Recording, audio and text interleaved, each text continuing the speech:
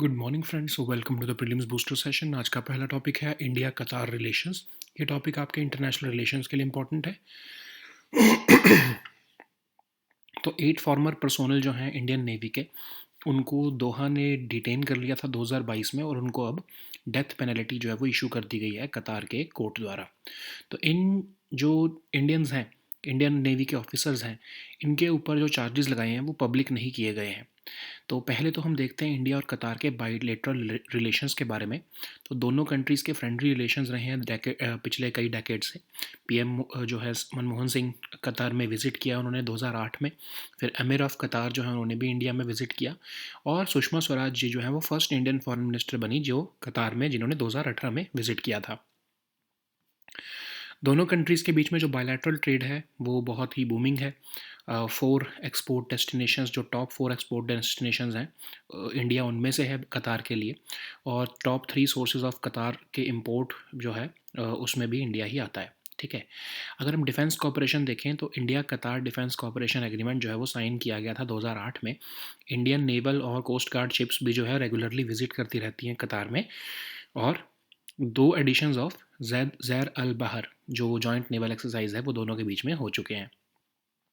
लेकिन कुछ चैलेंजेस भी हैं रिलेशनशिप में, जैसे कि एक बीजेपी स्पोक्स पर्सन की कुछ स्टेटमेंट आ गई थी प्रॉफिट के बारे में, प्रॉफिट मोहम्मद के बारे में। तो उसके ऊपर जो कतार थी वो पहली कंट्री बनी थी जिन्होंने ऑब्जेक्ट किया था और एक पब्लिक अपॉलॉजी डिमांड की थी। और एक्स नेवी जो ये पर्सोनल हैं, इनको जो कंट्री में अरेस्ट कर लिया गया है और डेथ पेनल्टी जो है वो इशू की गई है, वो एक और इरिटेंट बन चुका है। और सबसे जो अभी रिसेंट चल रहा है वो है कतार की जो है वो स्टैंड ओवर इसराइल की जो है वो वॉर। ठीक है। क्योंकि कतार जो है वो पैलेस्टीनियंस के ऊपर डीपली सिंपैथेटिक है। ओके। तो अगर हम इस केस के बारे में देखें तो ये कौन इंडियंस थे और ये क्या कर रहे थे कतार में। तो ये एक अल दहरा ग्लोबल टेक्नोलॉजीज़ नाम की एक कंसल्टेंसी फर्म के साथ काम कर रहे थे, जो कि पिछले 4 से 6 साल से काम कर रहे थे ऑलरेडी। इसमें रादर जो कमांडर पूर्णेंदु तिवारी जो थे, वो जो कि मैनेजिंग डायरेक्टर थे इस कंपनी के, उनको प्रवासी भारतीय सम्मान 2019 में मिल चुका था, ताकि क्योंकि उन्होंने इंडिया और कतार की जो है फ्रेंडली रिलेशंस बढ़ाने में हेल्प किया था। इस कंपनी को एक ओमान के नेशनल खमीस अल अजमी, जो कि एक retired royal royal Oman air force की जो है स्क्वाड्रन लीडर थे, वो इसको ओन करते थे। उनको भी अरेस्ट किया गया था, पर उनको बाद में नवंबर 2022 में रिलीज़ कर दिया गया।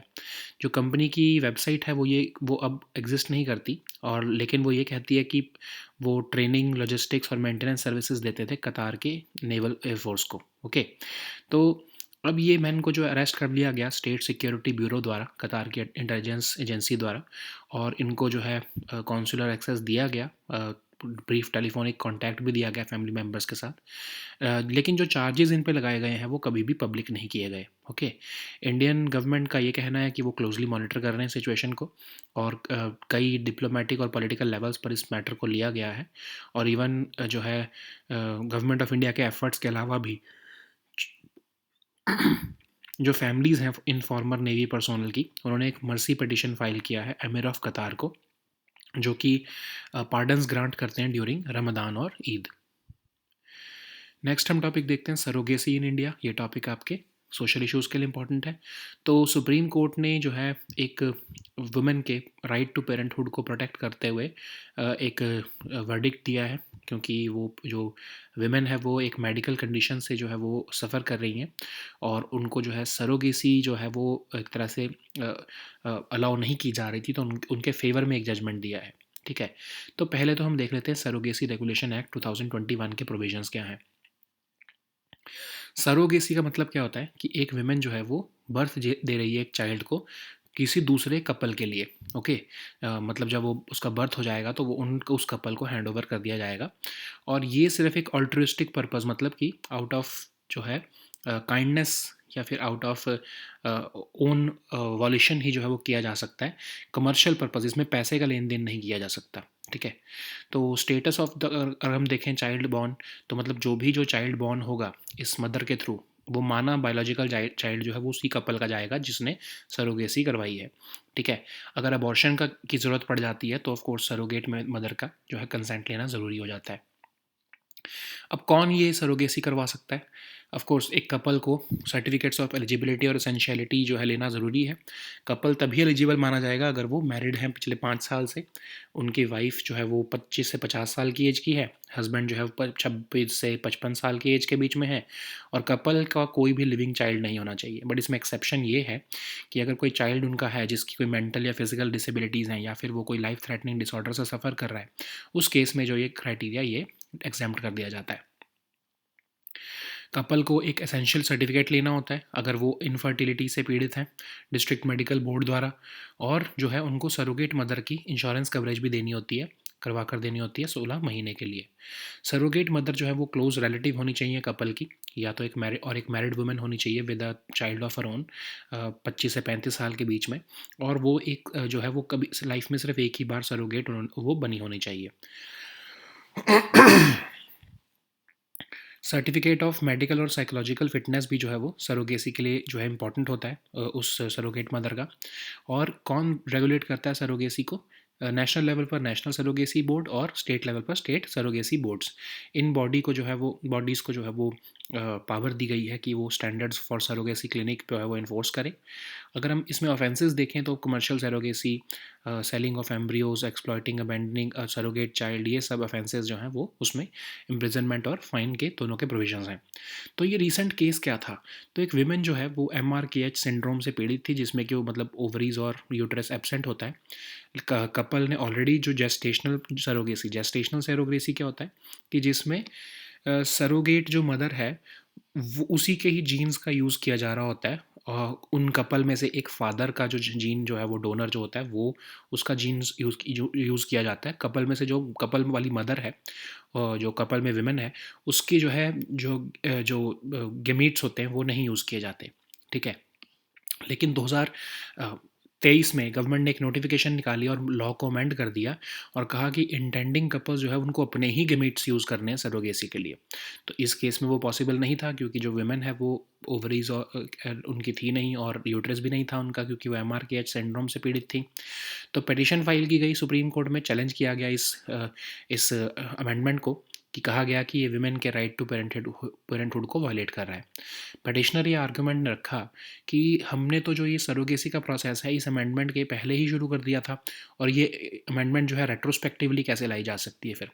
तो अमेंडमेंट जो है ये 2022 के जो रूल्स हैं ये रूल आउट करते हैं कि डोनर एग्स जो हैं वो मतलब नहीं यूज़ किए जा सकते। मतलब हस्बैंड को जो है हस्बैंड और जो वाइफ हो गए उन दोनों को ही अपने एग्स यूज़ करने हैं सरोगेट मदर में। लेकिन ये कॉन्ट्राडिक्ट करते हैं एक सिचुएशन जिसमें कि मेडिकल कंडीशन हो सकती है जिसमें जेस्टेशनल सरोगेसी की ज़रूरत पड़े, जैसे इस केस में पड़ रही है। तो सरोगेसी रूल्स जो हैं वो विमेन को राइट को वायलेट कर रहे हैं to become parenthood, to become a parent. Okay, government ने आर्ग्यूमेंट रखा कि ये प्रोसेस ऑफ सरोगेसी जो है वो अवेल नहीं किया जा सकता जब तक चाइल्ड जो है जेनेटिकली रिलेटेड ना हो इंटेंडिंग कपल के, ठीक है। लेकिन सुप्रीम कोर्ट ने वर्डिक्ट में ये कहा कि जो है अमेंडमेंट जो है वो कॉन्ट्रडिक्ट नहीं कर सकती अपने पुराने रूल्स को, और एब्सेंस ऑफ यूट्रस जो है कोई भी ऐसी कंडीशन, मेडिकल कंडीशन जो है वो ऑफ कोर्स ज़रूरत पड़ेगी उसमें तो जेस्टेशनल सरोगेसी की। और कोर्ट ने ये भी पॉइंट किया कि ऑफ कोर्स जो चाइल्ड होगा वो तो हस्बैंड पर तो रिलेटेड होगा ना, क्योंकि उसके तो गेमीट्स यूज़ किए जा रहे हैं। बिकॉज वेमेन जो है, कपल में जो विमेन है उसमें उसकी कुछ मेडिकल कंडीशन की वजह से जो है गेमीट्स नहीं यूज़ किए जा सकते, लेकिन हस्बैंड के तो यूज़ किए जा रहे हैं। तो आप ऐसे कैसे कह सकते हो कि ये जेनेटिकल रिलेटेड नहीं होगा चाइल्ड उनको? ओके। नेक्स्ट हम टॉपिक देखते हैं इंटरनेशनल कंपटीशन नेटवर्क। ये टॉपिक आपके इंटरनेशनल रिलेशंस के लिए इंपॉर्टेंट है, इकोनॉमी के लिए भी इंपॉर्टेंट है। तो कंपटीशन कमीशन ऑफ इंडिया जो है वो एक पार्ट बन गया है स्टेयरिंग कमेटी का इंटरनेशनल कंपटीशन नेटवर्क का। तो इंटरनेशनल कंपटीशन नेटवर्क जो है वो 2001 में इस्टेब्लिश किया गया था 15 कंपटीशन एजेंसीज़ के ऑफिशियल्स द्वारा। जो इसकी स्टीयरिंग कमेटी है वो इसकी एपेक्स बॉडी होती है। 140 कंपटीशन एजेंसीज़ को मिलकर इसको बनाया गया है और ये एंटी ट्रस्ट अथॉरिटीज़ होती हैं मोस्टली, जो कि इनफॉर्मल वेन्यू एक चाहती हैं रेगुलर कॉन्टैक्ट बनाने के लिए। और इस इन्हीं में से एक चेयर भी सिलेक्ट किया जाता है स्टीयरिंग ग्रुप में से ही। अकेली ऐसी ग्लोबल बॉडी है जो कि कंपटीशन लॉ एनफोर्समेंट को जो है वो ग्लोबली उसके ऊपर कॉपरेट कर रही है। कोई फॉर्मल सेक्रेटरीट या इसकी प्रेमिसेस नहीं है।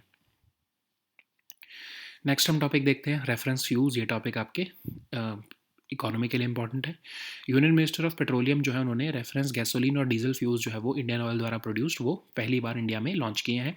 ये रेफरेंस फ्यूज़ गैसोलीन जिसको पेट्रोल कहते हैं और डीजल ये प्रीमियम हाई वैल्यू प्रोडक्ट्स हैं जो कि ऑटोमोबाइल मैन्युफैक्चरर्स यूज़ करेंगे अपनी व्हीकल के इंजन्स को कैलिब्रेट करने के लिए फ्यूल के ऊपर। ओके, तो अभी तक जो ये फ्यूल होता था हम इंपोर्ट करते होते थे, जो जिसको ऑटोमोबाइल मैन्युफैक्चरर्स अपने इंजन्स को कैलिब्रेट करने के लिए यूज़ करते थे कि कैसे उनका इंजन परफॉर्म कर रहा है, वो इस फ्यूल का इस्तेमाल करके देखते थे। तो इंडियन ऑयल ने जो है ये रेफरेंस गैसोलीन और डीजल फ्यूल बनाए पहली बार बना दिए हैं इंडिया में। और ये जो इसमें गैसोलीन होगा, जो पेट्रोल होगा, वो पारादीप रिफाइनरी में बनाया जाएगा।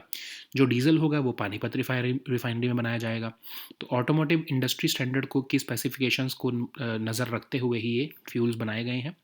और हमें क्यों ज़रूरत होती है इन फ्यूल्स की? क्योंकि ऑटोमोबाइल मैन्युफैक्चरर्स जो होते हैं वो इंजन और जब अपनी व्हीकल की परफॉर्मेंस को असेस कर रहे होते हैं तो उनको ये फ्यूज़ चाहिए होते हैं, रेफरेंस फ्यूज़, कि कैसे उनके इंजन जो है या कैसे उनकी जो है व्हीकल परफॉर्म कर रहा है। ओके, नेक्स्ट हम टॉपिक देखते हैं बीटल जूस। तो ये टॉपिक आपके साइंस एंड टेक के लिए इंपॉर्टेंट है। बीटल ग्यूज नहीं है, ये याद रखना, बीटल जूस ही है। ओके, तो साइंटिस्ट ने एक मिस्ट्री रिजॉल्व कर दी है कि ये सडन डिमिंग क्यों हो रही है super giant Betelgeuse star की। ओके, तो ये बीटल जूस स्टार जो है एक रेड सुपर जायंट स्टार है।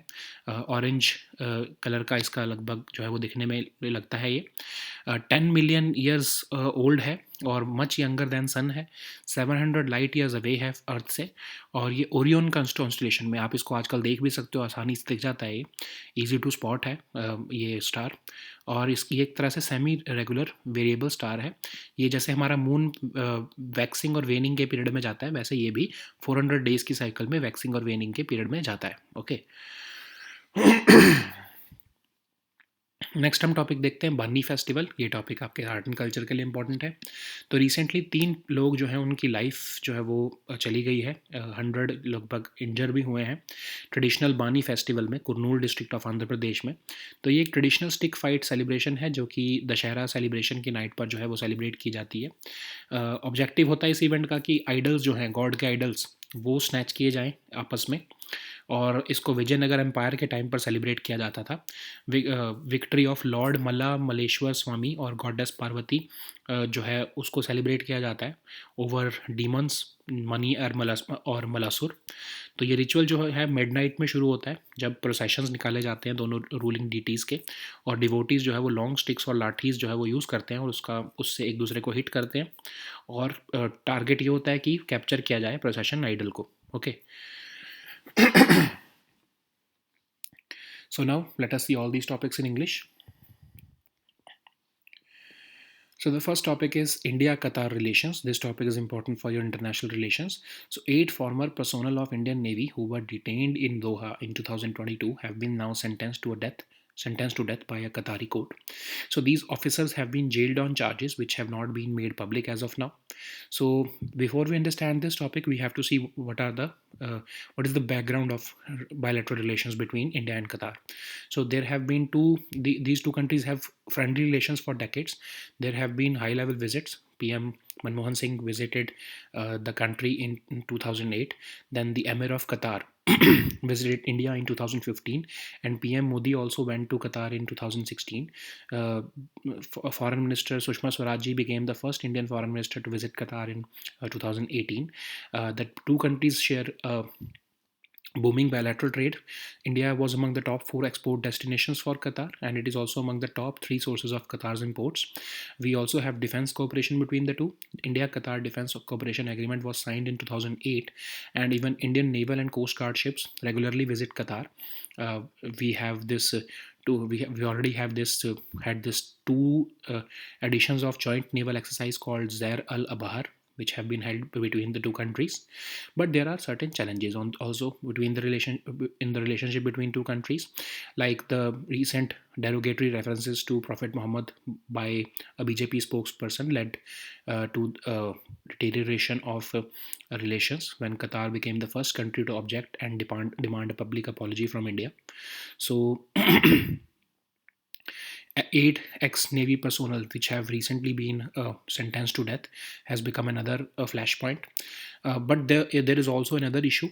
Israeli bombardment of Gaza has also led to an uncomfortable situation between India and Qatar, because Qatar is deeply sympathetic to Palestinians, but India is having a neutral stance. Okay, so who are these Indians and why? What were they doing in Qatar? So these eight former Navy personnel, they were working at Al Dahra Global Technologies and Consultancy Services, which is a defense services provider company. And most of these arrested men have been working there for 4 to 6 years at the time of their arrests. Even uh, the commander Purnendu Tiwari, who is retired, he was the managing director of the company, and he received the Pravasi Bharatiya Samman in 2019 for his services to further the bilateral relationship between India and Qatar. This company is owned by an Omani national, Khamis Al Ajmi, who is a retired squadron leader of the Royal Oman Air Force. And this man was also arrested with eight Indians, but he was released later on in November 2022. So the company's websites, which no longer exist, said that this company provided training in logistics and maintenance services to Qatari uh, Amiri Naval Force. So these men were picked by the State Security Bureau, the Qatari intelligence agency, and they were given brief consular access and a brief telephonic contact with their family members. And the charges against these men have never been made public. So Indian government is saying that they're closely monitoring this situation, and they will take it up with they have taken this matter up with various diplomatic and political levels.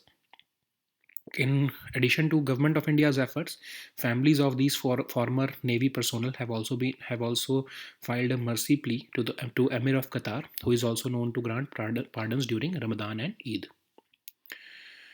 So the next topic is surrogacy in India. This topic is important for your social issues. So Supreme Court has protected the right of parenthood of a woman who is suffering from a rare medical condition by staying the operation of a law which would have otherwise threatened her hopes to become a mother through surrogacy. So what are the provisions of Surrogacy Regulation Act of 2021? So surrogacy basically means that a practice where a woman gives birth to a child for an intending couple with the intention to hand it over to them after birth. It is permitted only for altruistic purposes and not allowed for commercial purposes. Once the child is born, it is deemed to be the biological child of the couple, and abortion of such a fetus is not allowed, or is only allowed with the consent of the surrogate mother. So, under this act, a couple should procure certificates of eligibility and essentiality to have a child via surrogacy, and the couple is deemed to have been to be eligible if they have been married for 5 years, and the wife is aged aged between 25 to 50 years, and the husband is between 26 to 55 years.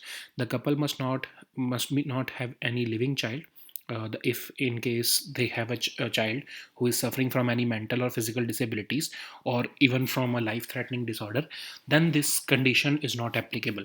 Okay, so who can issue this essential certificate? So in case the couple is suffering from proven infertility, then district medical board has to issue the certificate, and they also should have insurance coverage for the surrogate mother for at least 16 months. So, who can be a surrogate? A surrogate mother has to be a close relative of the couple, a married woman with a child of her own, aged between 25 to 35 years, and who has been a surrogate only once in her life. She must also possess a certificate of medical and psychological fitness for surrogacy. So, the center and state governments are expected to constitute a National Surrogacy Board and State Surrogacy Board, respectively, which will be the bodies tasked with enforcing standards for surrogacy clinic. So, what are the offences under this act? So, commercial surrogacy, selling of embryos, exploiting, abandoning a surrogate child, all these are offences under this act. So, what was this recent case, and why did the women approach the Supreme Court? So, the woman was suffering from MRKH syndrome, in which the woman was not having ovaries or uterus.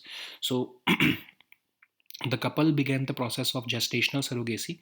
Gestational surrogacy means the the eggs of uh, the couple are not used in the surrogate. The surrogate is uses the fertilized eggs of her own. Okay, but of course the husband's eggs are used in this case. But later on, a government notification came in March on March 14 this year, which amended this law and said that intending couples who want to go for surrogacy must use their own gametes for surrogacy only. Okay, but then this petition was filed in the Supreme Court, saying that this amendment challenges the or this amendment violates the women's right to parenthood.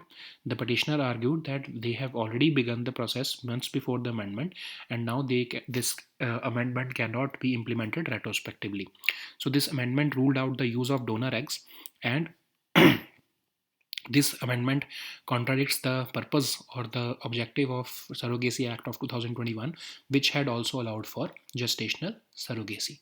So these surrogacy rules listed that if there are medical or congenital conditions, women could choose to become a mother through gestational surrogacy. Okay, so government argued that this process of surrogacy cannot be availed unless the child was genetically related to the intending couple, and the Supreme Court said in the verdict that amendment cannot contradict rules, and any the absence of uterus or any allied condition is considered as a medical indication, and this of course necessitates gestational surrogacy. And the court also pointed out that child would be related to husband. In that case also the child would be genetically related to the couple. Okay, so the next topic is international competition network. This topic is important for your economy section and your international relations. Recently, Competition Commission of India has become a part of prestigious 18-member steering committee of the International Competition Network. So this International Competition Network was established in 2001 by officials of 15 competition agencies. The steering committee is the ICN's apex body, and it comprises of 140 competition agencies, and it typically provides antitrust authorities with a specialized informal venue for maintaining regular contacts among themselves. So a chair is elected among these steering group representatives. It is the only global body which is devoted to competition law enforcement, and it has no formal secretariat or premises. So the next topic is reference fuels. This topic is important for your economy section. So recently, Union Minister of Petroleum and Natural Gas has launched the reference gasoline and diesel fuels produced by Indian Oil for the first time in India. So these reference fuels are premium high value products which are used for calibration and testing of vehicles by automobile manufacturers. So Indian Oil has become the first in the country to produce these reference gasoline, which is also called the petrol, and diesel fuels for the first time in India. So this would lead to import substitution at better price. This reference petrol or gasoline fuel would be made at Paradip refinery, and reference diesel fuel would be made at Panipat refinery. So currently we import these fuels from other countries, and these indigenously developed products will be of by Indian Oil would meet the automotive standard industry standard specifications also. So why do we need these reference fuels? So of course these reference fuels are required by automobile manufacturers for developing engines and assessing vehicles performance to ensure operability in all global climatic conditions. So the next topic is Betelgeuse. This topic is important for your science and tech section. So scientists have resolved the mystery behind the sudden dimming of the supergiant Betelgeuse star. So it is a supergiant star with a distinctive orange red hue, and hue means color. So it is around 700 light years away from Earth, and it is located in the Orion constellation. It is particularly easy to spot because of its brightness. It is often the 10th brightest star in the sky.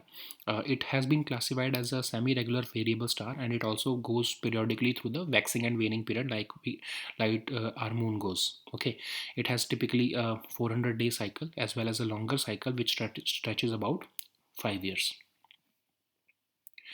So the next topic is Bani Festival. This topic is important for your art and culture section. So recently, 3 people have lost their lives and more than 100 have been injured in the traditional Bani Festival at Devaragatu in Kurnool district of Andhra Pradesh. So this Bani Festival is a traditional stick fight celebration. It is celebrated on the night of the Dashera celebration, and the aim of the event is to snatch the idols from God's team. And the festival is celebrated by people under the Vijayanagar Empire. So it is celebrated on account of victory of Lord Malla Maleshwara Swami and goddess Parvati over the demons uh, Mani and Malusur. So this ritual takes place at midnight when the procession idols of the ruling deities are taken down the hill temple at Niranaki, and the devotees carry long sticks or lathis with them, and they start hitting each other with sticks on the head. And the basic idea of this fight is to capture the procession idol.